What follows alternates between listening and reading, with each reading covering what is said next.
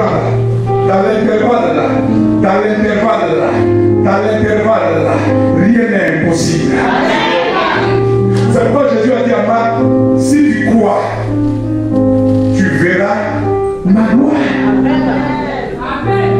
Mais si tu le désires, à dire, je me plais dans mon travail, je me plais à toucher les 1000 euros, je me plais à toucher les 1500, je me plais à toucher les 2000, je me plais dans ma condition sociale, 20 ans passés là, or, plus les années passent, le coût d'achat devient élevé.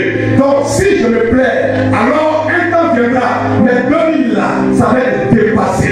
Et quand je me mets à pleurer, je vais crier à Dieu, Seigneur, il dira, tu ne te plais plus.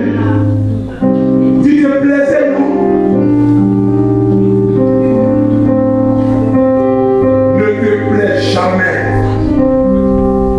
Ne prends pas pour acquis la position que tu as.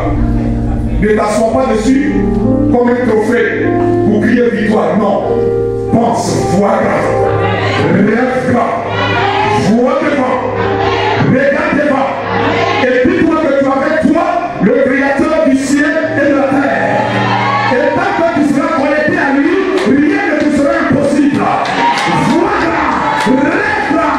Et dis-toi que tant qu'il est là avec toi, tant qu'il permet que tu ne sois pas couché chez lui l'hôpital, tant qu'il permet que tu n'aies pas un accident, tant qu'il permet que tu ne sois pas frappé par la paralysie et que tu as le mouvement, tu as l'être, il paye à foi tes opportunités.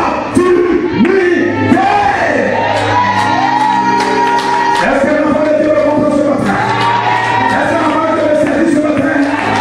Si tu me saisis ce matin, lève avec moi et dis Jésus, tu es merveilleux. Jésus, tu es merveilleux. Jésus, tu es le merveilleux. Tu es le fantastique. Oh Jésus, personne ne peut s'égaler à toi. Oh Jésus, Jésus, Jésus, donne-moi tellement tout, donne-moi tellement bon. Oh Jésus, lorsque nous dormons, oui, quand Satan arrive pour nous attaquer, c'est toi qui es notre bouclier, c'est toi qui es notre barrière, c'est toi qui es notre refuge. Oh Jésus, alors ce matin, ton peuple et moi, nous voulons t'acclamer très fort. Nous voulons t'acclamer, nous voulons t'acclamer. Jésus, reçois la gloire.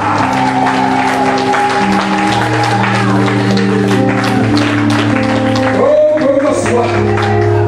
Nous allons faire l'histoire de cette merveilleuse jeune fille.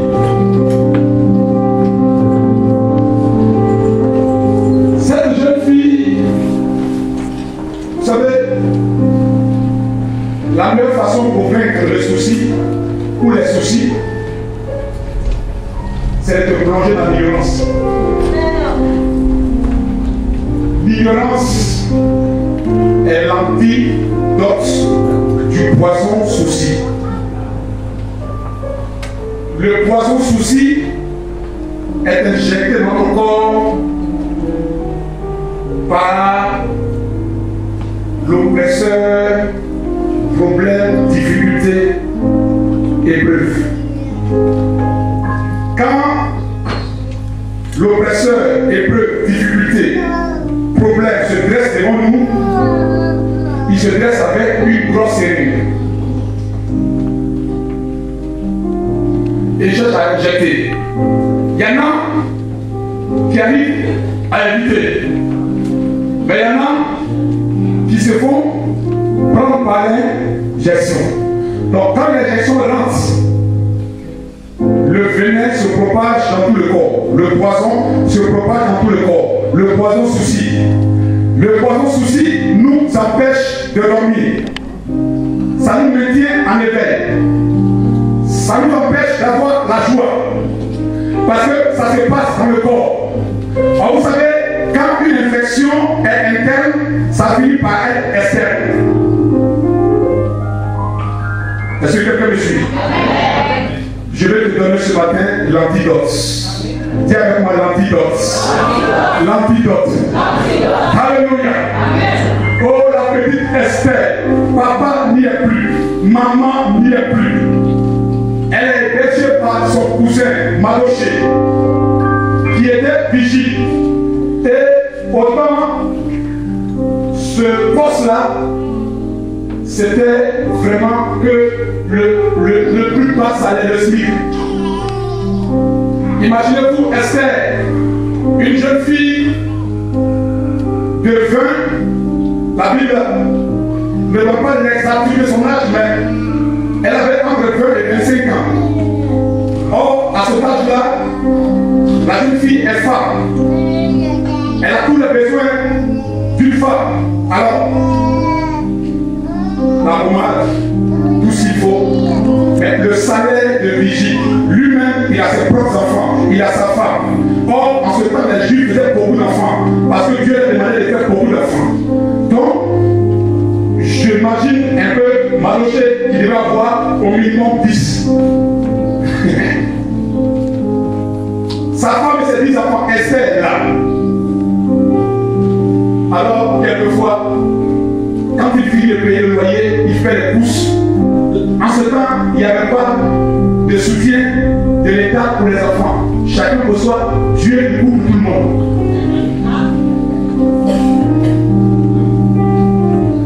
Donc, imaginez la souffrance et la difficulté de ce père de famille. Donc, quelques rares fois,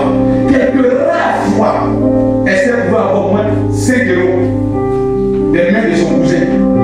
Prends ça.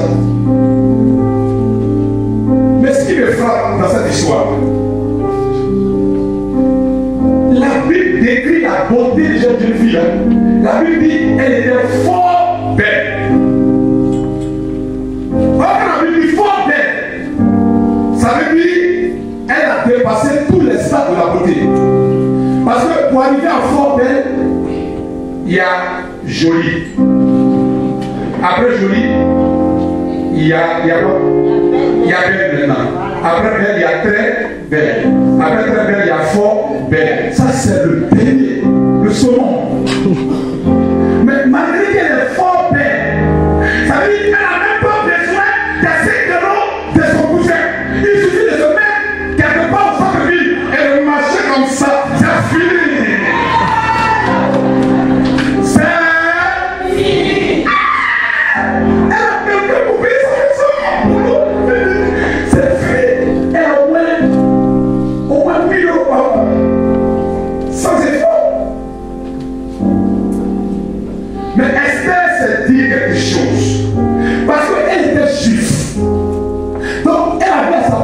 La loi mosaïque, la loi de Moïse.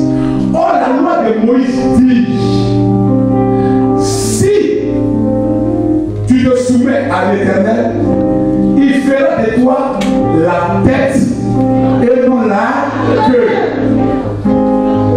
La soumission, c'est suffisant pour créer des opportunités. Donc, elle a fait dans son cœur ce principe-là.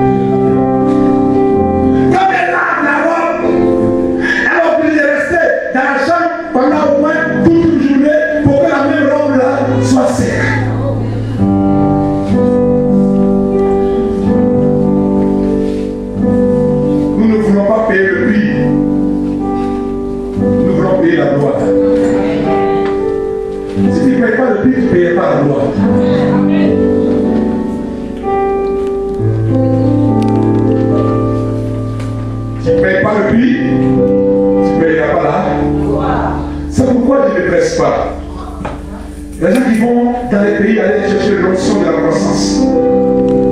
Les pasteurs qui courent, qui partissent avec le diable pour que l'église grandisse.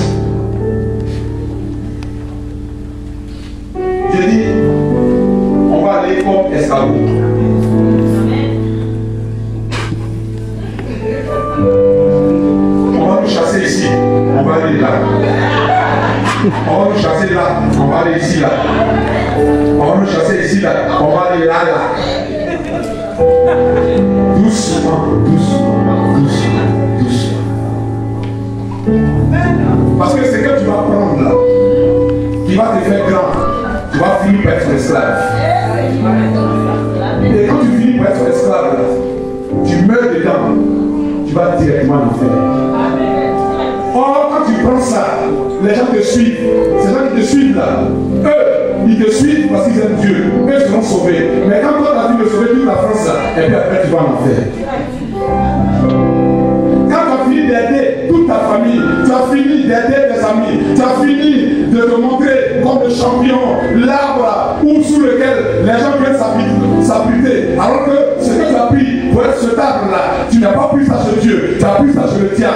Donc le diable va faire de toi un baobab. Les gens viennent s'abriter, les gens viennent chercher de l'ombre, les gens viennent chercher à manger. Et puis après, toi qui as donné à manger là, toi qui as donné à boire aux gens, tu as pris ça, tu deviens le plus misérable de France. Parce que le châtiment va tomber sur toi. Et quand le châtiment tombe sur toi, c'est fini ce que tu as été là. Quand il te regarde, il dit, la femme là, lui là, avant nous.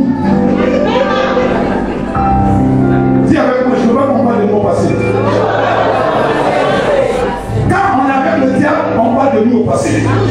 Dis avec moi, quand on est avec le diable, on parle de nous au passé.